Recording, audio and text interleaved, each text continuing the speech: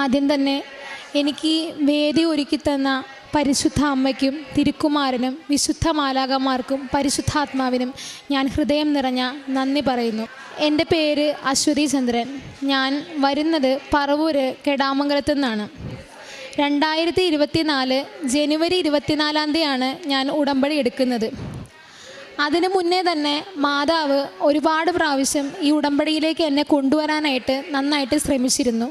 പക്ഷേ ആ സമയങ്ങളിലൊന്നും അതിൻ്റെ മഹത്വം മനസ്സിലാക്കി അമ്മയുടെ ആ ഒരു വാല്യൂ തിരിച്ചറിയാനായിട്ട് എനിക്ക് പലപ്പോഴും തിരിച്ചറിയാൻ പറ്റിയില്ല. എന്തെന്ന് വെച്ച് കഴിഞ്ഞാൽ, ഈ ഉടമ്പടിയിലേക്ക് വരുന്നതിന് മുന്നേ ഞാൻ PSCക്ക് പഠിക്കുന്ന ഒരു സ്റ്റുഡൻ്റാണ്. അപ്പോൾ വൈകുന്നേരങ്ങളിൽ കുട്ടികളെ വീട്ടിൽ ട്യൂഷൻ എടുക്കുമായിരുന്നു. അപ്പോൾ അങ്ങനെ ഇരിക്കെ ഒരു ത്രിസന്ധ്യ നേരത്ത് എൻ്റെ വീട്ടിൽ അടുത്ത ആ ഒരു ചേച്ചി കൃപാസനം പത്രം കൊണ്ടിടുകയുണ്ടായി. അപ്പോൾ എൻ്റെ അമ്മ പറഞ്ഞു, മോളെ അതൊന്നും എടുത്ത് വായിച്ച് നോക്കടി, നീ എന്തായാലും കുറച്ച് നാളായല്ലോ പഠിക്കാൻ തുടങ്ങിയിട്ട്, ജോലിയാണെങ്കിൽ ആവുന്നുമില്ല, ഒന്ന് വായിച്ച് നോക്ക്, ഒരുപാട് അത്ഭുതങ്ങളൊക്കെ സംഭവിക്കുന്ന ഒരിടമാണ്, പറ്റിക്കഴിഞ്ഞാൽ നമുക്ക് വേണമെന്നുണ്ടെങ്കിൽ അങ്ങോട്ടൊന്ന് പോവാം, പ്രാർത്ഥിക്കാം. അപ്പോഴൊക്കെ ഞാൻ അത്യാവശ്യം ക്ലാസ്സിലൊക്കെ നന്നായിട്ട് പെർഫോം ചെയ്യുന്നതുകൊണ്ടായിരിക്കാം ആ ഒരു കോൺഫിഡൻസിൽ ഞാൻ പറഞ്ഞു, വേണ്ട, താൻ പാതി ദൈവം പാതി, ഞാൻ ആദ്യം ചെയ്യാനുള്ള കാര്യങ്ങൾ ചെയ്യട്ടെ, ബാക്കി അമ്മ മാതാവിന് കൊടുക്കാം എന്നുള്ള രീതിയിൽ ഒരു ഓവർ കോൺഫിഡൻസ് എന്നിൽ വന്നിട്ടുണ്ടായിരുന്നു. ജോസഫ് അച്ഛൻ പറയുന്ന പോലെ തന്നെ നമ്മൾ ഏതെങ്കിലും ഒരു കാര്യത്തിൽ ഓവർ കോൺഫിഡൻസ് എവിടെയാണോ വെക്കുന്നത് അവിടെയായിരിക്കും നമുക്ക് ആദ്യത്തെ ബോംബ് വീഴുന്നത്. അതുപോലെ തന്നെ എൻ്റെ കാര്യത്തിലും സംഭവിച്ചു. ആ ഒരു ബോംബ് സത്യം പറഞ്ഞു കഴിഞ്ഞാൽ ആദ്യമൊക്കെ എനിക്കത് താങ്ങാവുന്നതിലപ്പുറമായിരുന്നു. എന്നിരുന്നാലും പിന്നീടുള്ള ഒരു യാത്ര എന്ന് പറയുന്നത് അമ്മയിലേക്ക് എന്നെ കൂടുതൽ അടുപ്പിച്ചു. അങ്ങനെ ഞാൻ PSC ടെസ്റ്റ് എഴുതി അതിനുവേണ്ടി പ്രിപ്പയർ ചെയ്തിരിക്കുന്ന ഒരു സമയത്ത് ഒരു ദിവസം ഉച്ചയ്ക്ക് ഞാൻ തൊഴിൽ വാർത്തയിലെ ക്വസ്റ്റ്യൻസ് ഇതുപോലെ ആൻസർ ചെയ്തുകൊണ്ടിരിക്കുകയായിരുന്നു. ഇപ്പോഴും ഞാൻ ഇടയ്ക്ക് ചിന്തിക്കുമായിരുന്നു, അയ്യോ അമ്മ അങ്ങനെ പറഞ്ഞതല്ലേ, ഞാൻ അങ്ങനെയൊക്കെ പറയുന്നത് എൻ്റെ അഹങ്കാരമാണെന്ന് മാതാവ് കരുതിയാലോ എന്ന് ഞാൻ ആദ്യം ആലോചിച്ചു. പിന്നെ അങ്ങനെ തൊഴിൽ വാർത്തയിലെ ക്വസ്റ്റ്യൻസ് ഇങ്ങനെ ആൻസർ ചെയ്തുകൊണ്ടിരിക്കുന്ന ഒരു ഉച്ച സമയത്ത് എനിക്ക് വയറിൽ വളരെയധികം വളരെ വേദന. ഞങ്ങൾ ഇവിടെ ഞങ്ങളുടെ അടുത്തുള്ള ഡോൺ ബോസ്കോയിൽ കൊണ്ടുപോകുന്നു, പറൂര് ഹോസ്പിറ്റലിൽ കൊണ്ടുപോകുന്നു. ഇവിടെ എല്ലായിടത്തും കൊണ്ടുപോയിട്ട് തന്നെ അവരെ പരിശോധിക്കുന്ന ആൾക്കാർക്ക് ആർക്കും ഇതെന്താണ്, ഇവളുടെ അസുഖം എന്താണ്, കാരണം ടെസ്റ്റിലൊക്കെ നോർമലായിട്ടാണ് കാണിക്കുന്നത്. അന്ന് അത്ര വലിയ കുഴപ്പങ്ങളുമില്ല. പക്ഷേ എനിക്ക് വേദന സഹിക്കാൻ പറ്റുന്നില്ല. ലാസ്റ്റ് ഇവിടെ കണ്ടമാതിരി കാശൊക്കെ ചിലവാക്കി ഞങ്ങൾ ലാസ്റ്റ് ഡോക്ടർ പറഞ്ഞു, അയ്യോ ഇവിടെ രക്ഷയില്ല കേട്ടോ, കാരണം എടുക്കുന്ന ടെസ്റ്റുകളിലൊക്കെ ഇവൾ ഓക്കെ ആണെന്നാണ് പറയുന്നത്, ഇവൾക്ക് എന്തുകൊണ്ടാണ് പിന്നെ ഈ വയറുവേദന വരുന്നതെന്ന് അറിയില്ല.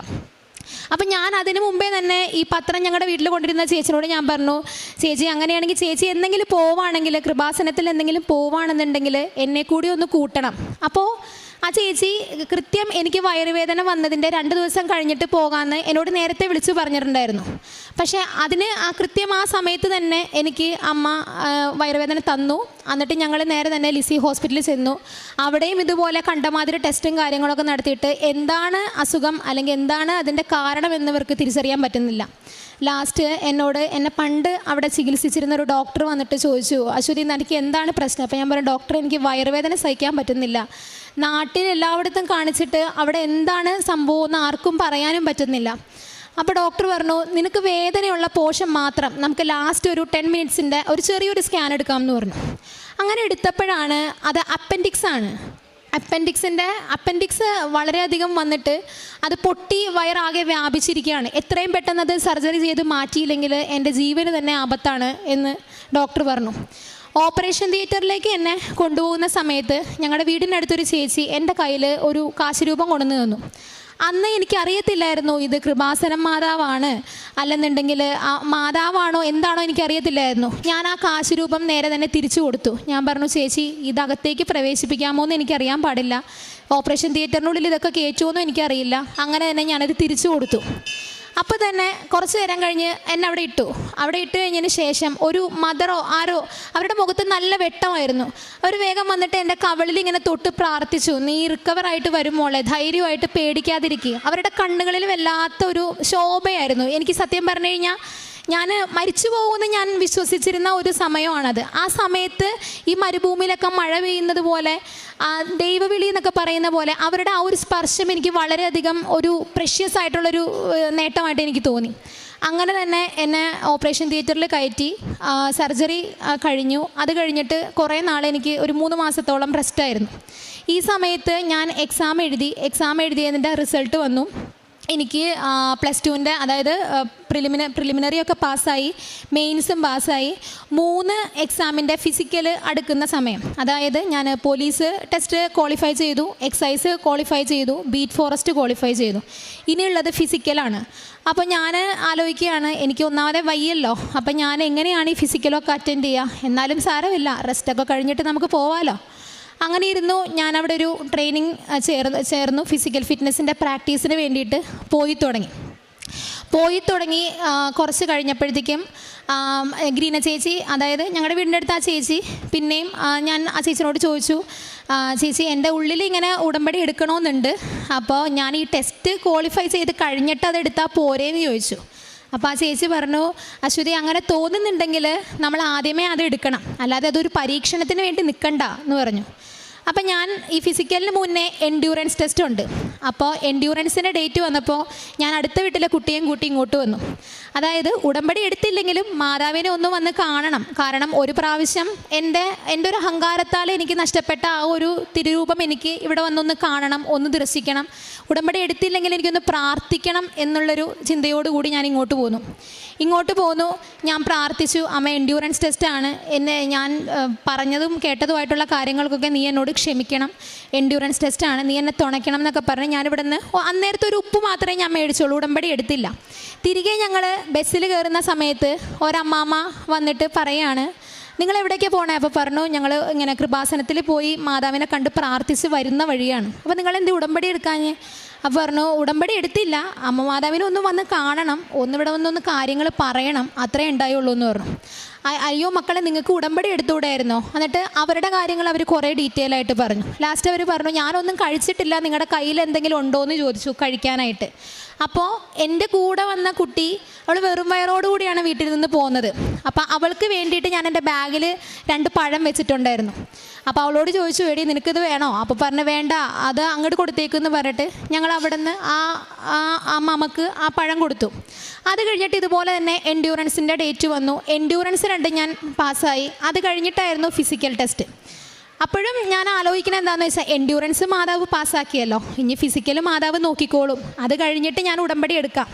പക്ഷെ ഞാൻ ആ ഒരു ധാരണയായിട്ട് പിന്നീട് ഗ്രൗണ്ടിൽ ചെല്ലുമ്പോഴൊക്കെ എന്താണെന്ന് വെച്ച് കഴിഞ്ഞാൽ, എനിക്ക് ഐറ്റംസ് ഒന്നും അങ്ങനെ അവിടെ 30 പേരുണ്ടെങ്കിലും 29 പേരും അടിപൊളിയാണ്. ആ ഒരു വീക്കായിട്ടുള്ളൊരു സ്റ്റുഡൻറ്റ് ഞാൻ മാത്രമാണ്. അപ്പോൾ ഒരു പക്ഷേ എനിക്കത് ഒട്ടും ചെയ്യാനും പറ്റുന്നില്ല. എനിക്കെന്തോ ഞാൻ ചെയ്യുന്ന കാര്യങ്ങളിലൊക്കെ ഒരു പോരായ്മ പോലെ തോന്നി. അങ്ങനെ ഇരിക്കെ ജനുവരി 16 പോലീസിൻ്റെ ഫിസിക്കൽ ടെസ്റ്റായിരുന്നു, 18 എക്സൈസിൻ്റെ ഫിസിക്കൽ ടെസ്റ്റായിരുന്നു. ഇതിന് 2 ഞാൻ നല്ല അന്തസ്സായിട്ട് തോറ്റു. അത് ഒരു പക്ഷേ എന്നെ മാതാവ് തോൽപ്പിച്ചത് എന്താണെന്ന് വെച്ച് കഴിഞ്ഞാൽ, മാതാവിൻ്റെ മഹത്വം, തിരുക്കുമാരൻ്റെ മഹത്വം സമൂഹത്തിൽ എന്നിലൂടെ പറയിക്കണമെന്ന് ചിലപ്പോൾ എൻ്റെ അമ്മ ആഗ്രഹിക്കുന്നുണ്ടാവാം. അതുകൊണ്ടായിരിക്കാം ഇത്രയും നാളും എല്ലാ കാലത്തും നല്ല രീതിയിൽ പാസ്സായി വരുന്ന എനിക്ക് ആ 2 തോൽവികൾ എന്നെ സംബന്ധിച്ചോളം ഭയങ്കര ഷോക്കായിരുന്നു. പിന്നെ കാരണം അത്രയധികം കഷ്ടപ്പെട്ട് ലിസ്റ്റിൽ വന്ന് നമ്മൾ എൻഡ്യൂറൻസ് ടെസ്റ്റ് പാസ്സായി, ഫിസിക്കലിൻ്റെ സമയത്ത് അത് പൊട്ടിപ്പോയി. ഒരു പക്ഷേ എൻ്റെ ഓവർ കോൺഫിഡൻസും ഉടമ്പടിയിലേക്ക് എന്നെ അടുപ്പിക്കാൻ അമ്മ ശ്രമിക്കുന്നതെന്നുള്ള ഒരു സൂചന ആയിരിക്കണം അത്. അത് കഴിഞ്ഞിട്ട് ഞാൻ വളരെയധികം ഡിപ്രസ്ഡ് ആയിരുന്നു. എനിക്ക് കാണുന്നവരോടെല്ലാം എനിക്ക് ദേഷ്യവും സങ്കടവും, വീട്ടിലെ അമ്മയോടും ആണെങ്കിലും അച്ഛനോടും ആണെങ്കിലും ഒരുപാട് ഹാർഷായിട്ടാണ് ഞാൻ പെരുമാറിയിരുന്നത്. അത് കഴിഞ്ഞിട്ട് എനിക്ക് വളരെയധികം സങ്കടത്തോടുകൂടി ഇങ്ങനെ ഞാൻ പ്രാക്ടീസ് അപ്പോഴും ചെയ്യുന്നുണ്ടായിരുന്നു. വൈകുന്നേരം ഒരു ദിവസം ഗ്രൗണ്ടിൽ പ്രാക്ടീസിന് പോയപ്പോൾ ഞാൻ ഇങ്ങനെ ഇരുന്നുകൊണ്ട് ആലോചിക്കുകയാണ്, ആ ചേച്ചിയെടുത്ത് ഒന്ന് കൃപാസനത്തിലേക്ക് ഒന്ന് എന്നെ കൊണ്ടുപോകാൻ പറഞ്ഞാലോ? ഒരു പക്ഷേ ഉടമ്പടി എടുത്തു കഴിഞ്ഞാൽ ഇനി 3 ടെസ്റ്റിൽ 2 ഞാൻ ഫെയിലായി, 1 കൂടിയേ എനിക്കുള്ളൂ. ഒരു കച്ചിത്തുരുമ്പ് മാതാവ് എവിടെന്നെങ്കിലും എനിക്കൊന്ന് തന്നാലോ എന്ന് ഞാൻ ആലോചിച്ചു. അങ്ങനെ തന്നെ കുറച്ച് കഴിഞ്ഞപ്പോഴത്തേക്കും തന്നെ ഗ്രീന ചേച്ചിയുടെ കോള് വന്നു, അശ്വതി നമ്മൾ പോകുന്നുണ്ട്, നിനക്ക് ഉടമ്പടി എടുക്കണമെന്നുണ്ടെങ്കിൽ എൻ്റെ കൂടെ വായോ എന്ന് പറഞ്ഞു. ഞാൻ അങ്ങനെ തന്നെ ഓക്കെ ചേച്ചി. ബസ്സിലിരിക്കുമ്പോഴൊക്കെ മരവിച്ച മനസ്സുമായിട്ടാണ് ഞാൻ ഇരുന്നത്. ഇവിടെ വന്ന് ഉടമ്പടി എടുക്കുമ്പോഴും എൻ്റെ മനസ്സിൽ എനിക്കിത് മുന്നോട്ട് കൊണ്ടുപോകാൻ പറ്റുമോ, മാതാവ് എന്നെപ്പോലെ ഒരാളെ നീ സ്വീകരിക്കുമോ എന്നൊക്കെയായിരുന്നു എൻ്റെ ആദ്യത്തെ സംശയം. വീട്ടിൽ വന്നു ഒരുപാട് കരഞ്ഞു. അപ്പോൾ ഞങ്ങളുടെ പരിസരത്തെ ഒരു ചേച്ചി ആ സമയത്ത് വീട്ടിലുണ്ടായിരുന്നു. ഞാൻ പറഞ്ഞു, ചേച്ചി എന്നെക്കൊണ്ട് ഇത് കൊണ്ടുപോകാൻ പറ്റുമോ എന്ന് എനിക്ക് അറിയാൻ പാടില്ല, കാരണം ഞാൻ അത്രയും ബിഗ് സീറോ ആയിട്ടിരിക്കുന്ന ഒരു സമയമാണ്. എൻ്റെ കയ്യിലൊന്നുമില്ല. എൻ്റെ ചുറ്റും ഇരിക്കുന്നവർക്കൊരു, എൻ്റെ വളർത്തിയ അച്ഛനോ അമ്മയ്ക്കോ ഒരു പ്രതീക്ഷ കൊടുക്കാൻ പോലും എനിക്ക് പറ്റുന്നില്ല. ഞാൻ ഒരു മോളുള്ളൂ. അമ്മയ്ക്കാണെങ്കിൽ എനിക്ക് മുന്നേയും പിന്നെയും കുറച്ച് കുട്ടികളെ അബോട്ടായിട്ടുണ്ട്. അപ്പോൾ ആകെ ഒരു പ്രതീക്ഷ ഞാൻ മാത്രമാണ്. ചേച്ചി എന്നെക്കൊണ്ട് ഇത് പറ്റുമോ, ഞാനിത് എടുക്കാൻ പറ്റുമോ? ഒരുപാട് ഞാൻ കരഞ്ഞു. ആ ഒരു സമയത്താണ് ഞാൻ അത്രയും മനസ്സ് പൊട്ടി ഞാൻ ആ ചേച്ചിയുടെ മുമ്പിൽ കരയുന്നത്. അപ്പോൾ ആ ചേച്ചി പറഞ്ഞു, എടി നീ എൻ്റെ മുന്നിലല്ല കരയുന്നത്, നിൻ്റെ കണ്ണീര് കാണുന്നത് വേറൊരാളാണ്. അപ്പോൾ നീ പൊഴിക്കുന്ന ഓരോ കണ്ണീരിനും അവിടെ അമ്മമാതാവ് കാണുന്നുണ്ടെങ്കിൽ നിനക്ക് ഉറപ്പായിട്ടും അല്പം വൈകിട്ടാണെങ്കിലും നിൻ്റെ വിളി അവിടെ തീർച്ചയായും എത്തുമെന്ന് പറഞ്ഞു. അപ്പോൾ എനിക്ക് അത് കഴിഞ്ഞിട്ട് ഞാൻ ഇതുപോലെ തന്നെ കണ്ടിന്യൂസ് ആയിട്ട് പ്രാക്ടീസ് തുടങ്ങി. 3 മാസം കഴിഞ്ഞപ്പോൾ എൻ്റെ ആദ്യത്തെ ഉടമ്പടി പുതുക്കാൻ വേണ്ടിയിട്ട് ഞാനിവിടെ വന്നു. അപ്പോഴും ഞാൻ പറഞ്ഞു, അമ്മ മാതാവേ 3 മാസമായി, എനിക്ക് ഇമ്പ്രൂവ്മെൻ്റ് ഒന്നും ഇല്ലല്ലോ, ഞാനിനി എങ്ങനെയാണ്, ഇനി ആകെ ഒരു ടെസ്റ്റും കൂടി എനിക്ക് ബാക്കിയുള്ളൂ. അത് വന്നു കഴിഞ്ഞാൽ അതിന് ഞാൻ ഫെയിലായി കഴിഞ്ഞ് കഴിഞ്ഞാൽ ഞാൻ പിന്നെ എന്താ ചെയ്യണേ? 1.5 വർഷം 2 വർഷം കഷ്ടപ്പെട്ട് പഠിച്ചതൊക്കെ വെറുതെ ആവില്ല അമ്മേ. എന്തെങ്കിലും ഒരു അടയാളം അല്ലെങ്കിൽ എന്തെങ്കിലും എനിക്ക് വേണ്ടി ചെയ്യണേന്ന് ഒരുപാട് ഞാൻ ഉരുകി പ്രാർത്ഥിച്ചു. അത് കഴിഞ്ഞതിന് കൃത്യം തന്നെ ഏപ്രിൽ മാസം ഞങ്ങളുടെ അവിടെ ഗ്രൗണ്ടിൽ ഒരു സമ്മർ ക്യാമ്പ് പോലെ ഒരു സാറ് അവിടെ സമ്മർ ക്യാമ്പ് പോലെ ഒരു കോച്ചിങ് സ്റ്റാർട്ട് ചെയ്തു. അപ്പം ഞാനിതുപോലെ ഗ്രൗണ്ടിൽ വരും, തന്നെത്താനെ പ്രാക്ടീസ് ചെയ്യും. എല്ലാം ചെയ്യുന്ന സമയത്ത് ഒരു പ്രാവശ്യം ജോഗിങ് ചെയ്തുകൊണ്ടിരിക്കുമ്പോൾ ആ സാറ് എന്നെ വിളിച്ചിട്ട് പറഞ്ഞു, ഞങ്ങളുടെ അടുത്ത വീട്ടിലൊരു ചേട്ടനാണ് ആ സാറിനെ എനിക്ക് പരിചയപ്പെടുത്തി തന്നത്. ആ സാറ് പറഞ്ഞു, ഇയാൾ കുറേയൊക്കെ ആയാലോ കിടന്ന് ചെയ്യുന്നത്, ഞാനൊരു ഓഫർ വെക്കട്ടെ? അപ്പം ഞാൻ പറഞ്ഞു, പറഞ്ഞോളൂ സാർ. അപ്പോൾ പറഞ്ഞു, ഈ കുട്ടികളുടെ കൂടെ തനിക്കൊന്ന് കൂടാമോ? അതായത് സമ്മർ ക്യാമ്പ് എന്ന് പറയുമ്പോൾ ചെറിയ കുട്ടികൾക്കുള്ള ക്യാമ്പാണ്. ഈ കുട്ടികളുടെ കൂടെ തനിക്കൊന്ന് കൂടാമോ? തന്നെ ഞാൻ റെഡിയാക്കി എടുക്കാം, എനിക്ക് 10ൻ്റെ പൈസ തരണ്ടെന്ന് പറഞ്ഞു. എന്തോ എനിക്ക് ആ ഒരു സമയത്ത് അതൊരു ദൈവദൂതനായിട്ട് എനിക്ക് തോന്നി. പുറപ്പാട് 23:20 പറയുന്നത് പോലെ, നിനക്ക് മുന്നേ ഞാൻ എൻ്റെ ദൂതനെ അയക്കും, അവൻ നിൻ്റെ വഴികളിലേക്ക് നിന്നെ നയിക്കും, എൻ്റെ പരീക്ഷണശാലയിലേക്ക് നിന്നെ അവൻ കൊണ്ടുവരികയും ചെയ്യും. ആ വചനം എത്രത്തോളം ആപ്റ്റാണെന്ന് എനിക്ക് ആ സമയത്താണ് മനസ്സിലായത്. കണ്ടിന്യൂസ് ആയിട്ട് ആ സാറിൻ്റെ കീഴിൽ തന്നെ ഒരുപാട് നാൾ ഞാൻ പ്രാക്ടീസ് ചെയ്തു കഴിഞ്ഞു. ആ സമയത്ത് തന്നെ ബീറ്റ് ഫോറസ്റ്റിൻ്റെ ഡേറ്റ് വന്നു. ആദ്യത്തെ ഡേറ്റ് വന്നു, മഴയൊക്കെ കാരണം അത് മാറ്റിവെച്ചു. 2ാമത്തെ ഡേറ്റ് വന്നു. അപ്പം ഞാൻ ആ സമയത്ത് എൻ്റെ ഹോൾ ടിക്കറ്റും കൊണ്ട് ഞാനിവിടെ വന്നു. എന്താണെന്ന് വെച്ച് കഴിഞ്ഞാൽ ഇത് അപ്പം മാറി ഡേറ്റ് മാറ്റി പോവാണല്ലോ. ഞാൻ ചെയ്യുന്ന ഉടമ്പടിയിൽ എന്തെങ്കിലും പോരായ്മ ഇനി അമ്മയ്ക്ക് തോന്നുകയാണെങ്കിൽ അച്ഛനെ വന്നൊന്ന് കാണിക്കണം, അല്ലെങ്കിൽ ആ ഹോൾ ടിക്കറ്റ് ഈ പടി വരെ ഒന്ന് കൊണ്ടുവരണം, ഈ അൾത്താര വരെ ഒന്ന് കൊണ്ടുവരണം എന്ന് എൻ്റെ മനസ്സിലുണ്ടായുള്ളൂ. അതുപോലെ ഞാൻ കൊണ്ടുവന്നു, അച്ഛനെ വന്ന് കാണിച്ചു. അപ്പം എനിക്ക് മുന്നേ കയറിയ ആൾക്കാരോടൊക്കെ അച്ഛൻ പറയുന്നുണ്ട്, ഉടമ്പടി ഉഴപ്പാതെ ചെയ്യണമെന്ന്. അടുത്ത ടേൺ ഞാനാണ്. അപ്പം ഞാനിങ്ങനെ ആലോചിക്കുകയാണ്, അതായത് ഉടമ്പടി എടുത്തിട്ടാണെങ്കിലും എനിക്ക് ആ ദേഷ്യവും കാര്യങ്ങളൊന്നും കൺട്രോൾ ചെയ്യാനായിട്ട് നന്നായിട്ട് പറ്റിയിരുന്നില്ല. അപ്പം ഞാൻ വിചാരിച്ചു, അമ്മ മാതാവ് അച്ഛനിലൂടെ എന്ത് മെസ്സേജ് എനിക്ക് തന്നാലും അത് നല്ലതാണെങ്കിലും ഇപ്പം അച്ഛൻ 2 ശകാരിക്കുകയാണെങ്കിൽ എന്നെ ചെയ്താലും അത് കേൾക്കാൻ ഞാൻ ബാധ്യസ്ഥയാണ്. കേട്ടിട്ട് അത് തന്നെ തുടരാതെ എനിക്ക് നല്ല രീതിയിൽ അത് ചേഞ്ച് ചെയ്ത് കൊണ്ടുവരണമെന്ന് എനിക്ക് തോന്നി. അങ്ങനെ ഞാനിവിടെ ഈ ആൾത്താരയിൽ മുട്ടുകുത്തി നിന്നപ്പോൾ ആ 2 പേരോട് അച്ഛൻ പറഞ്ഞു, ഉടമ്പടി ഉടപ്പാതെ ചെയ്യണം. 3ാമത്തെ ആൾ ഞാനാണ്. എൻ്റെ കയ്യിൽ തലയിൽ കുരിശുരൂപം വെച്ചിട്ട് അച്ഛൻ പറഞ്ഞു, വൈകാതെ വന്ന് സാക്ഷ്യം പറഞ്ഞേക്കണം കേട്ടാന്ന് പറഞ്ഞു. അത്രയും നേരം കരയാതെ നിന്ന് ഞാൻ ഇവിടെ നിന്ന് പൊട്ടി കരയാൻ തുടങ്ങി. കാരണം എനിക്ക് ഒരു കോൺഫിഡൻസ് ഇതുവരെ ഞാനത് പ്രാക്ടീസ് ചെയ്തിട്ട് എനിക്ക് കിട്ടിയിട്ടില്ല. പക്ഷേ അച്ഛൻ്റെ ആ വചനം, അമ്മ മാതാവിൻ്റെ ആ മെസ്സേജ് അച്ഛൻ്റെ നാവിലൂടെ വന്നപ്പോൾ എനിക്ക് വല്ലാത്ത സന്തോഷം തോന്നി. സന്തോഷമല്ല, ഞാൻ കരഞ്ഞു. ഇവിടെ വന്ന് കുറേ നേരം കരഞ്ഞു. ഞാൻ പുറത്തിറങ്ങി ആ വീട്ടിലെത്തി. ആ ചേച്ചിയെ ബസ് സ്റ്റോപ്പിൽ വെച്ച് ഞാൻ വിളിച്ചു, ചേച്ചി ഇങ്ങനെ അച്ഛൻ നല്ലൊരു വർത്താനം എന്നോട് പറഞ്ഞിട്ടുണ്ട് കേട്ടോ. അപ്പോൾ ആ ചേച്ചി പറഞ്ഞ എന്താണെന്ന് വെച്ചാൽ, അച്ഛൻ നിന്നോട് അങ്ങനെ പറഞ്ഞിട്ടുണ്ടെങ്കിൽ ആ കാര്യം എന്തായാലും അച്ചട്ടായിരിക്കും, നീ അതിനെ വിശ്വസിച്ച് നല്ല രീതിയിൽ നീ മുന്നോട്ട് പോവാന്ന് പറഞ്ഞു. എഗെയിൻ ആ ടെസ്റ്റിൻ്റെ ഡേറ്റ് മാറ്റിവെച്ച ടെസ്റ്റിൻ്റെ ഡേറ്റ് പിന്നെയും വന്നപ്പോൾ നമ്മുടെ കേരളം കണ്ടതിൽ വെച്ച് ഏറ്റവും വലിയ ദുരന്തമായിട്ടുള്ള ഉരുൾപൊട്ടൽ ആ സമയത്ത് നടന്നിരിക്കുന്ന ഒരു സ്റ്റേജ് ആയിരുന്നു അത്, വയനാട്ടിലെ ഉരുൾപൊട്ടൽ. ആ സമയം കാരണം എഗെയിൻ ആ ടെസ്റ്റ് പിന്നെയും പോസ്റ്റ്പോൺ ചെയ്തു. അപ്പോൾ എനിക്ക് മനസ്സിലായി, ഞാൻ ഉടമ്പടി എടുക്കുന്നതിലുള്ള കുഴപ്പങ്ങളിലല്ല എന്നെ ഒരുക്കാൻ വേണ്ടിയിട്ട്, അല്ലെങ്കിൽ എന്നെ ആ പരീക്ഷണശാലയിലേക്ക് അമ്മയ്ക്ക് അയക്കാൻ വേണ്ടിയിട്ട് അമ്മ എനിക്ക് നീട്ടിത്തരുന്ന സമയമാണത്.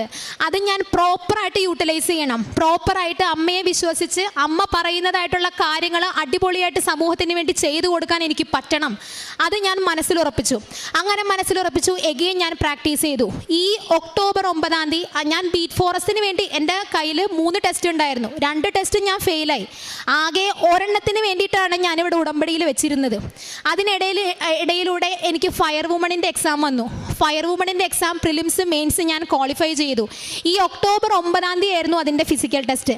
ഞങ്ങളുടെ കൂടെ ആ ഗ്രൗണ്ടിൽ തന്നെ പ്രാക്ടീസ് ചെയ്തിരുന്ന ഒരു കുട്ടി ഞാനും കൂടി ഒരുമിച്ച് പത്തനംതിട്ടയിൽ ടെസ്റ്റ് അറ്റൻഡ് ചെയ്യാൻ പോയായിരുന്നു. അപ്പം ഞാൻ ആലോചിച്ചു, എന്തായാലും ബുധനാഴ്ചയാണ് ടെസ്റ്റ്, അമ്മയുടെ 10 പത്രം എന്തായാലും കയ്യിലെടുത്തേക്കാം. കാരണം എന്താണെന്ന് വെച്ച് കഴിഞ്ഞാൽ നമ്മളെ ഏൽപ്പിച്ച ജോലി നമ്മൾ ചെയ്യണം. അമ്മ അത് തരുന്നതോ തരാതിരിക്കുന്നതോ അമ്മയുടെ ഇഷ്ടമാണ്. അമ്മയുടെ ഡയറിയിൽ അമ്മ എന്താണ് എഴുതി വെച്ചിരിക്കുന്നതെന്ന് നമുക്ക് വായിച്ചെടുക്കാൻ പറ്റില്ല. നമ്മുടെ പാത്ത് കറക്റ്റ് ആണെങ്കിൽ ഉറപ്പായിട്ട് അവിടെ പച്ച ടിക്ക് നമുക്ക് വേണ്ടിയിട്ട് വീണിരിക്കും. അങ്ങനെ ഞാൻ വിശ്വസിച്ചു. അമ്മ എനിക്ക് തന്നാലും കുഴപ്പമില്ല, തന്നില്ലെങ്കിലും കുഴപ്പമില്ല. കാരണം എനിക്ക് അമ്മയോട് തരണം എന്ന് വാശി പിടിക്കാൻ അത്ര വലിയ യോഗ്യതയൊന്നും എനിക്കില്ല അമ്മേ. എന്നിരുന്നാലും അമ്മയുടെ വിധി എന്തായിരുന്നാലും ഇനി അങ്ങോട്ട് എളിമപ്പെട്ട് തന്നെ എൻ്റെ കാര്യങ്ങൾ ചെയ്യാൻ എനിക്കുള്ള കൃപ തരണേന്നായിരുന്നു എൻ്റെ പ്രാർത്ഥന മുഴുവനും.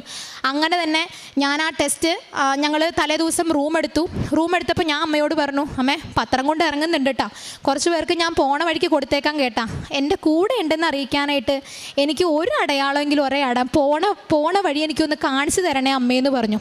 അങ്ങനെ തന്നെ ഞങ്ങൾ പത്തനംതിട്ടയിൽ ആ ഗ്രൗണ്ടിലേക്ക് കാറ് വളച്ചെടുക്കുന്ന സമയത്ത് ഞാനപ്പോൾ എൻ്റെ കൂടെ ഉണ്ടായിരുന്ന കുട്ടിയോട് കൃപാസന മാതാവിൻ്റെ അത്ഭുതങ്ങളെയൊക്കെ കുറിച്ച് ഒരുപാട് പറഞ്ഞിട്ടുണ്ട്. അപ്പോൾ ആ കുട്ടി എന്നെ വിളിച്ച് കാണിക്കുകയാണ്, അശ്വതി ഒന്ന് അപ്പുറത്തോട്ട് നോക്കിയെന്ന് പറഞ്ഞു. ഞാൻ നോക്കിയപ്പോൾ എന്താ, അതൊരു പള്ളിയല്ല, അന്ന് അവിടെ ആരാധന അങ്ങനെയൊന്നുമില്ല, ഒരു കാവ് പോലത്തെ ഒരു സ്ഥലം. അതിൻ്റെ ഉള്ളിൽ ഈശോനെ നെഞ്ചി ചാർത്തി മാതാവ് ഇരിക്കുകയാണ്. മാതാവിൻ്റെ ഒരു രൂപം അവിടെ ഇരിക്കുകയാണ് ഞങ്ങളുടെ ഗ്രൗണ്ടിൻ്റെ ആ സൈഡിൽ തന്നെ. ഞാൻ അത്ഭുതപ്പെട്ടു. സാധാരണ പോലീസ് ടെസ്റ്റും കാര്യങ്ങളൊക്കെ നടക്കുന്ന ഗ്രൗണ്ടിൽ ഇതുപോലെ കാര്യങ്ങൾ കൊണ്ടുവെക്കുമോ എന്നൊക്കെ പറഞ്ഞ് ഞാൻ ആദ്യം, മാതാവേ ഞാൻ അടയാളം ചോദിച്ചോളൂ, ആ ഉടനടി തന്നെ നീ എന്നെ ആതിരയിലൂടെ അത് കാണിച്ചല്ലോ എന്ന് പറഞ്ഞ് ഒരുപാട് നന്ദി പറഞ്ഞു. അങ്ങനെ തന്നെ പിന്നെ എനിക്ക് സ്ട്രോങ് ആയി. പിന്നെ ഞാൻ ഡബിൾ സ്ട്രോങ് ആയി. കാരണം എൻ്റെ അമ്മ മാതാവ് എൻ്റെ കൂടെയുണ്ട്. പിന്നെ എന്നെ ആരൊക്കെ തോൽപ്പിക്കാൻ ശ്രമിച്ചാലും പിന്നെ ഞാൻ വീടില്ല എന്നുള്ള ഉറപ്പ് എനിക്ക് കിട്ടി. അങ്ങനെ തന്നെ രാവിലെ വെളുപ്പിനെ ഞങ്ങൾ എണീറ്റു, കുളിച്ച് അമ്മയ്ക്ക് തിരിവെച്ചു. എൻ്റെ ഒപ്പം തന്നെ ഞാൻ അവളെയും പ്രാർത്ഥനയ്ക്ക് ഇരുത്തി. കാരണം അവൾ പ്രാക്ടീസ് ചെയ്യാൻ തുടങ്ങിയിട്ട് 1.5 മാസമേ ആയിട്ടുള്ളൂ. ഞാൻ 1 വർഷമായി ഞാനിതിൻ്റെ പുറകെ നടക്കുന്നു. അങ്ങനെ അവളും ഞാനും കൂടി ഒരുമിച്ചിരുന്ന് പ്രാർത്ഥിച്ചു കഴിഞ്ഞ് ഞങ്ങൾ ടെസ്റ്റ് അറ്റൻഡ് ചെയ്യാൻ പോയപ്പോൾ എല്ലാവർക്കും ചെസ്റ്റ് നമ്പറൊക്കെ കൊടുത്ത് അണിനിരത്തി നിർത്തിയേക്കണ സമയത്ത് ഞങ്ങളുടെ ആയിരുന്നു ഫസ്റ്റ് ബാച്ച്. അങ്ങനെ തന്നെ ആ ഓഫീസർ വന്നുകൊണ്ട് പറയാണ്, അവർ ഇത്തിരി ഇൻസ്ട്രക്ഷൻസ് തന്നതാണെങ്കിലും നമുക്കതൊരു ഡീമോട്ടിവേഷൻ പോലെ ആയിരുന്നു. ഇൻസ്ട്രക്ഷൻസ് ഇത്രേ ഉണ്ടായുള്ളൂ. എൻ്റെ ചെസ്റ്റ് നമ്പർ 104 ആയിരുന്നു. ഇവർ പറയണത് എന്താണെന്ന് വെച്ച് കഴിഞ്ഞാൽ, ഇപ്പോൾ ഈ ട്രാക്കിൽ ആരെങ്കിലും ഫൗൾ സ്റ്റാർട്ട് ചെയ്യുകയാണെന്നുണ്ടെങ്കിൽ അവർ ഫെയിലാവും. ഇപ്പോൾ ഉദാഹരണത്തിന് ഈ 104 നമ്പർ ഫൗൾ സ്റ്റാർട്ട് ചെയ്തു, ഇയാൾ ഫെയിലാണ് എന്ന രീതിയിൽ അയാളൊരു വർത്തമാനം പറഞ്ഞു. അപ്പം ഞാൻ, മാതാവേ പകുതി ജീവനില്ലാതെയാണ് ഞാനിവിടെ നിൽക്കുന്നത്. കാരണം 2 ടെസ്റ്റ് ഞാൻ പൊട്ടി, ഇതെൻ്റെ 3ാമത്തെ ടെസ്റ്റാണ്. ഇതിൽ നീ മിന്നിച്ചേക്കണേന്ന് ഞാൻ പ്രാർത്ഥിച്ചു. പിന്നെ ആ 100 മീറ്ററിൻ്റെ ട്രാക്കിൽ ഞാൻ ഓടാൻ നിന്നപ്പോൾ ഞാൻ ഒരു കാര്യമേ ആഗ്രഹിച്ചുള്ളൂ, ഈ ട്രാക്കിൽ ഞാനാണെങ്കിൽ ആ അപ്പുറത്തെ ട്രാക്കിൽ എൻ്റെ അമ്മയാണ് നിൽക്കുന്നത്. ഈ ട്രാക്കിൽ ഫസ്റ്റ് ഓടിക്കയറേണ്ടത് ഞാൻ തന്നെയാണ്. 17 സെക്കൻഡിൽ ഇതുവരെ ഗ്രൗണ്ടിൽ എങ്ങനെയൊക്കെ പ്രാക്ടീസ് ചെയ്തിട്ടും കയറാത്ത ഞാൻ വിസിലടിച്ച ഉടനെ 15 സെക്കൻഡിൽ ഞാൻ അതവിടെ കവർ ചെയ്തു. അതുപോലെ തന്നെ ഷോർട്ട് പുട്ട്, ലോങ് ജമ്പ്, ഈ പറയുന്ന സാധനങ്ങളൊക്കെ എനിക്ക് അറ്റപ്പറ്റയായിരുന്നു കിട്ടിക്കൊണ്ടിരുന്നത്. അവിടെ എൻ്റെ പെർഫോമൻസ് അത്യാവശ്യം നല്ല രീതിയിൽ മോഡിഫൈ ചെയ്യാനായിട്ട് അമ്മ എന്നെ ഒരുപാട് സഹായിച്ചിരുന്നു. 1 പത്രോസ് 1:7 പറയുന്ന പോലെ, അഗ്നിശോചനയെ അതിജീവിക്കുന്ന സ്വർണത്തേക്കാൾ നശ്വരമായിരിക്കും പരീക്ഷകളെ അതിജീവിക്കുന്ന നിങ്ങളുടെ വിശ്വാസം. അത് യേശുക്രിസ്തുവിൻ്റെ മഹത്വത്തിനും അനുഗ്രഹത്തിലേക്കും നിങ്ങളെ നയിക്കും. ആ ഒരു വചനം എനിക്ക് അപ്പോൾ കിട്ടിയ ഒരു അനുഗ്രഹമായിട്ട് തന്നെ തോന്നി. എൻ്റെ അമ്മ മാതാവ് അതെന്നെ കൊണ്ടടുപ്പിച്ചു. രണ്ടാമത് ഈ കഴിഞ്ഞ 15-ാം തീയതി ആയിരുന്നു ഞാനിവിടെ വന്ന് ഉടമ്പടി എടുത്തിരിക്കുന്ന ബീറ്റ് ഫോറസ്റ്റിൻ്റെ ടെസ്റ്റ്. അത് ചോറ്റാനിക്കര അമ്പലത്തിൻ്റെ ഗ്രൗണ്ടിൽ വെച്ചിട്ടായിരുന്നു. അവിടെയും ഇതുപോലെ തന്നെ ഞാൻ പ്രാർത്ഥിച്ചു, പത്രം കൊടുത്തു. ആ പത്രം അവിടെ ഇരുന്ന് വായിച്ചു. രാവിലെ ഞങ്ങൾ ടെസ്റ്റിന് പോയി. അപ്പോഴും ഞാൻ പറഞ്ഞു, അമ്മ മാതാവേ, ഫയർ വുമൺ നീ എനിക്ക് തന്നിരിക്കുന്ന ഒരു ബോണസാണ്. ഞാൻ നിന്നോട് ചോദിച്ചത് ഈ ബീറ്റിൻ്റെ ടെസ്റ്റ് ടെസ്റ്റാണ്. കാരണം 3 ടെസ്റ്റിൽ 2 ടെസ്റ്റും ഫെയിലായിട്ട് ഈ ഒരെണ്ണം കച്ചിത്തുരുമ്പാക്കി പിടിച്ചിട്ടാണ് ഞാൻ നിൻ്റെ പടി ചവിട്ടിയത്. അതിനിടക്കൂടെ നീ എനിക്കൊരു ബോണസ് തന്നതാണ് ആ ഫയർ വുമണിൻ്റെ ടെസ്റ്റ്. ഒന്നാമത്തെ കാര്യം, ഇതിന് ഒഴിവില്ല എന്നുള്ളത് വേറെ, ഒഴിവ് കുറവാണെന്നുള്ളത് വേറെ സത്യം. എന്നിരുന്നാലും എന്നെക്കൊണ്ട് പറ്റില്ല എന്ന് പറഞ്ഞ് ഞാനൊരു മൂലയ്ക്ക് മാറ്റി വെച്ചിരിക്കുന്ന സാധനമാണ് അമ്മയുടെ ദൂതനെ വിട്ടും അമ്മയുടെ അനുഗ്രഹങ്ങൾ എനിക്ക് വേണ്ടി ചൊരിഞ്ഞും അത് മാറ്റിച്ചത്. അതിന് അമ്മയ്ക്ക് കോടാനുകോടി സ്തുതിയാണ് എനിക്ക് പറയാനുള്ളത്. ഈ ഒരു നിമിഷത്തിൽ ആ ചോറ്റാനിക്കരയിൽ ഞങ്ങൾ ചെന്നു. ചോറ്റാനിക്കരയുടെ ഗ്രൗണ്ടിലും അടിപൊളിയായിട്ട് തന്നെ ആ ടെസ്റ്റ് പാസ്സാവാൻ പറ്റി.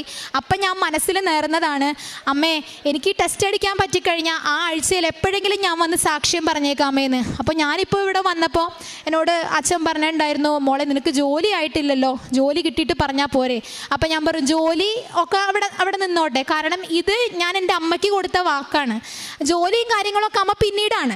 എൻ്റെ അമ്മയ്ക്ക് കൊടുത്ത വാക്ക് എനിക്ക് പാലിക്കാൻ പറ്റിയതിൽ ഒരുപാട് സന്തോഷം. അതുപോലെ തന്നെ പത്തനംതിട്ടയിൽ നിന്ന് തിരിച്ചു വരുമ്പോൾ ഞങ്ങളുടെ കൂടെയുള്ള ആ കുട്ടി പറഞ്ഞു, അവൾ കമ്മൽ പണയം വെച്ചിട്ടാണ് ആ യാത്ര, ആ ടെസ്റ്റിന് വേണ്ടിയിട്ട് ഇറങ്ങി പുറപ്പെട്ടതെന്ന്. അപ്പോൾ ഞങ്ങൾ ചായ കുടിക്കാൻ വേണ്ടിയിട്ട് വണ്ടി അവിടെ നിർത്തിയപ്പോൾ അവളുടെ ഭർത്താവ് എന്നോട് പറഞ്ഞു, നീ കൃപാസന മാതാവിൻ്റെ വലിയ പുള്ളിയല്ലേ, ഈ ഒരു ലോട്ടറിക്കാരനെ കണ്ടു, ഈ ലോട്ടറിയിൽ നിന്ന് ഏതെങ്കിലും ഒരെണ്ണം കണ്ണടച്ച് നീ എടുക്കാമോ എന്ന് ചോദിച്ചു.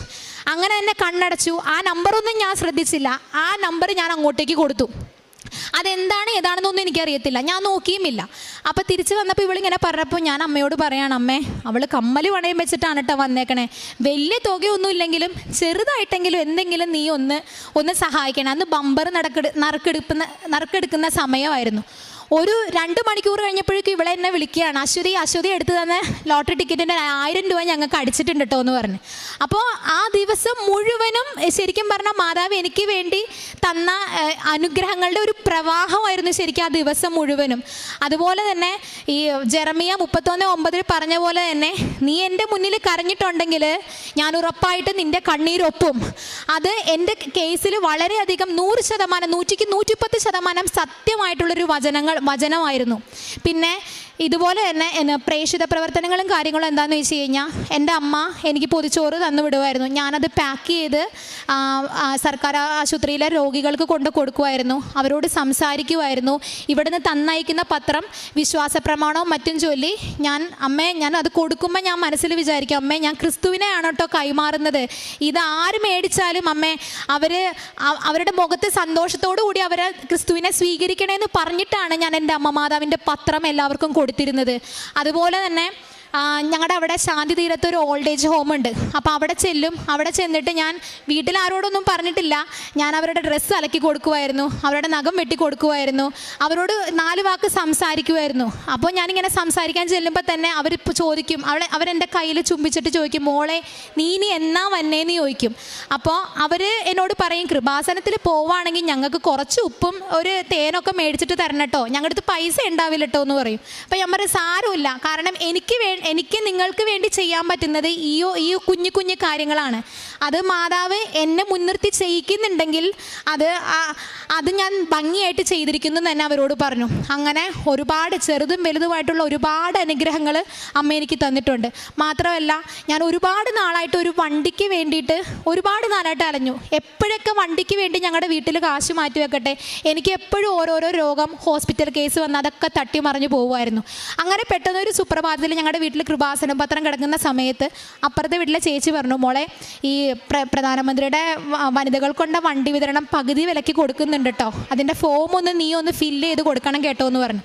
അങ്ങനെ തന്നെ അമ്മയുടെ പത്രത്തിൻ്റെ മുകളിൽ വെച്ചിട്ടാണ് ഞാൻ പറഞ്ഞു, അമ്മേ 2-3 പ്രാവശ്യം നമ്മൾ വണ്ടിക്ക് വേണ്ടി വെച്ചിരിക്കുന്ന പൈസയൊക്കെ ഹോസ്പിറ്റലിൽ പോവാണ്, ഇത് നീ ആയിട്ട് മീഡിയേറ്റ് ചെയ്ത് തരേണ്ട കാര്യമാണ് എന്ന് പറഞ്ഞിട്ട് ഞാൻ അവിടെ വെച്ച് തന്നെ ആ ഫോം ഫില്ല് ചെയ്തിട്ട് ഞാൻ കൊണ്ട് കൊടുത്തു. ഇപ്പോൾ ഈ 2 ആഴ്ച മുന്നേ അതിൻ്റെ ഷോർട്ട് ലിസ്റ്റ് വന്നു, വണ്ടി റെഡി ആയിട്ടുണ്ടെന്ന് പറഞ്ഞു. അപ്പോൾ ഞാൻ ഒരു പൂവാണ് ഞാൻ അമ്മയോട് ചോദിച്ചത്, അമ്മ എനിക്കൊരു പൂക്കാലമാണ് തന്നത്, ഇതിന് ഞാൻ സമയഘടികാരം നെഞ്ചിൽ ചാർത്തിയ എൻ്റെ അമ്മ എൻ്റെ സമയം മൊത്തം ഷോർട്ടൺ ചെയ്ത് എന്നെ അതിനു വേണ്ടി സെറ്റാക്കി അത് പ്രാക്ടീസ് ചെയ്യിപ്പിച്ച് എന്നെ അത് അടുപ്പിച്ച് വിജയിപ്പിച്ചതിന് അമ്മയോട് എത്ര നന്ദി പറഞ്ഞാലും എനിക്ക് മതിയാവില്ല. അമ്മയോട് മാത്രമല്ല, തിരുക്കുമാരനോടും പരിശുദ്ധാത്മാവിനോടും പിതാവിനോടും വിശുദ്ധ മാലാഖമാരോടും ജോസഫ് അച്ഛനോടും എല്ലാവരോടും ഞാൻ എൻ്റെ ഹൃദയം നിറഞ്ഞ നന്ദി അറിയിക്കുകയാണ്. എപ്പോഴും ഞാൻ പറയണമെന്ന് വിചാരിക്കും, ജോസഫ് അച്ഛൻ എന്ന് പറയുന്നത് അമ്മ നമുക്ക് തന്ന വലിയൊരു ഗിഫ്റ്റാണ് ശരിക്കും. അച്ഛൻ്റെ ഓരോ പ്രഭാഷണങ്ങൾ, ഓരോ ധ്യാനങ്ങൾ, ഉടമ്പടി ധ്യാനങ്ങൾ, അതുപോലെ ഉപവാസത്തിലൂടെ നമുക്ക് മറ്റുള്ളവർക്ക് വേണ്ടി ചെയ്യാൻ പറ്റുന്ന കാര്യങ്ങൾ, നമ്മൾ വിശന്നിരിക്കുമ്പോൾ മറ്റുള്ളവനെ ഊട്ടാനുള്ളൊരു മനസ്സ്, എല്ലാം ഈ അച്ഛൻ്റെ പ്രഭാഷണത്തിൽ നിന്ന് നല്ല കൃത്യമായിട്ട് നമുക്ക് മനസ്സിലാവുന്ന കാര്യങ്ങളാണ്. ഇനിയും അച്ഛന് അതുപോലെ തന്നെ എല്ലാവരെയും ഉദ്ബോധിപ്പിക്കാനുള്ള വചനങ്ങൾ അമ്മ മാതാവ് കൊടുക്കട്ടെ എന്ന് ഞാൻ പ്രാർത്ഥിക്കുകയാണ്, പ്രത്യാശിക്കുകയാണ്. എന്നെ മാത്രമല്ല, ഇവിടെ കൂടിയിരിക്കുന്ന എല്ലാവരുടെയും സങ്കടങ്ങളും എല്ലാം എൻ്റെ അമ്മ മാതാവ് ഏറ്റെടുക്ക് നിങ്ങളെ എല്ലാം ആ കൃപയ്ക്ക് ഇരയാക്കട്ടെ, എല്ലാവരുടെയും മേൽ അനുഗ്രഹം വർഷിക്കട്ടെ എന്ന് ഞാൻ ആശംസിക്കുകയാണ്. 2-3 തവണ അമ്മ മാതാവ് എൻ്റെ സ്വപ്നത്തിൽ വന്നിട്ടുണ്ടായിരുന്നു. അതിനകത്ത് ഞാൻ ആദ്യം തന്നെ ഉടമ്പടി എടുത്തിരിക്കുന്ന സമയത്ത് രാത്രി ഇതുപോലെ കിടന്നുറങ്ങുന്ന സമയത്ത് ഒരു ജെംസ് മിഠായിയുടെ ഒരു മലയുടെ മോളിൽ നിന്ന് മാതാവ് ഇടിഞ്ഞു നിൽക്കുന്നതൊക്കെ ആയിട്ടാണ് കണ്ടിരിക്കുന്നത്. അപ്പോൾ ആ സമയത്ത് ഞാൻ വളരെയധികം പേടിച്ച് വിറച്ച് മുറിയിൽ നിന്ന് പുറത്തിറങ്ങി ഓടിയൊരു സമയം ഉണ്ടായിരുന്നു. പിന്നീടാണ് എനിക്ക് മനസ്സിലായത് അത് നമ്മളെ പേടിപ്പിക്കാനല്ല, നമ്മുടെ കൂടെ ഉണ്ടെന്ന് അറിയിക്കാൻ വേണ്ടിയിട്ടുള്ളതാണ്. എൻ്റെ അമ്മ മാതാവ്, സഞ്ചാരി മാതാവ് എൻ്റെ സന്തത സഹചാരിയായിട്ട് എൻ്റെ ജീവിതകാലം മുഴുവനും ഇനി എൻ്റെ കൂടെ ഉണ്ടാവട്ടെ എന്നുള്ള പ്രാർത്ഥനയോടുകൂടി ഞാനിത് ചുരുക്കുകയാണ്. പിതാവിനും പുത്രനും പരിശുദ്ധാത്മാവിനും വിശുദ്ധ മാലാഖമാർക്കും എല്ലാവർക്കും കോടാനുകോടി സ്തുതി.